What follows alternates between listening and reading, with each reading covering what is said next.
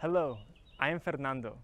In the past months, I have worked with Blue Seeds, an organization working on sustainable financing of marine conservation.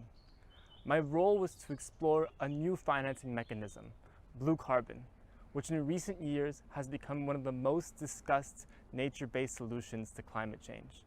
My project focused on developing a blue carbon financing mechanism to conserve the salty lungs of the Mediterranean Sea, the endemic seagrass Posidonia oceanica.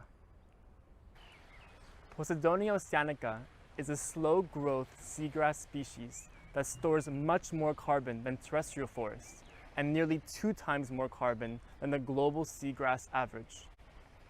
This is because Posidonia's iconic mat structure, which is composed of densely packed dead rhizomes, sheets, and sediments that can be up to 6 meters deep. Estimates indicate that the carbon stored in Posidonia is up to 89% of Mediterranean countries' fossil fuel emissions since the Industrial Revolution.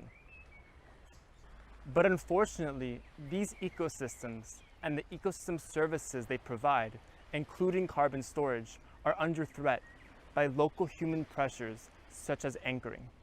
When anchors are tossed and recovered, they penetrate and are dragged along the meadow, which releases the carbon stored in the living seagrass and the sediments it holds.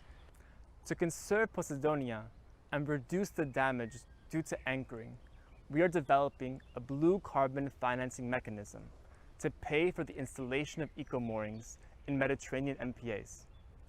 Blue carbon financing involves creating and selling carbon credits. The amount of carbon credits is determined by calculating the difference between the baseline or business as usual scenario and the project scenario. In our case, our baseline scenario is the continued anchoring on Posidonia meadows. Anchoring releases the carbon stored in the seagrass and its sediments, which is oxidized to produce CO2. Our project scenario is to install eco-moorings, which reduces anchoring pressure. With reduced anchoring pressure, the Posidonia can recover and store more carbon. The difference between these two scenarios, the avoided emissions and the additional carbon storage, is the total carbon credits associated with the project. Instead of working through existing methodologies, we are creating an independent methodology with experts at the University of Corsica, which is scientifically robust but simpler than existing methodologies. To add robustness to our methodology, we are creating a model to estimate the penetration depth of different sized anchors.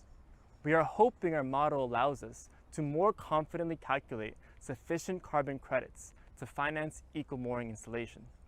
In the end, our goal is to create a Blue Seeds eco-mooring package, whereby we generate blue carbon credits through an independent methodology to finance, or depending on the carbon credits generated, co-finance the installation of eco-moorings.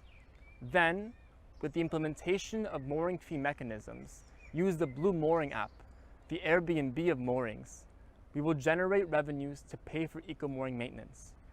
This blue carbon project puts us one step closer to create financially sustainable eco-mooring projects that conserve Posidonia oceanica by reducing anchoring impacts.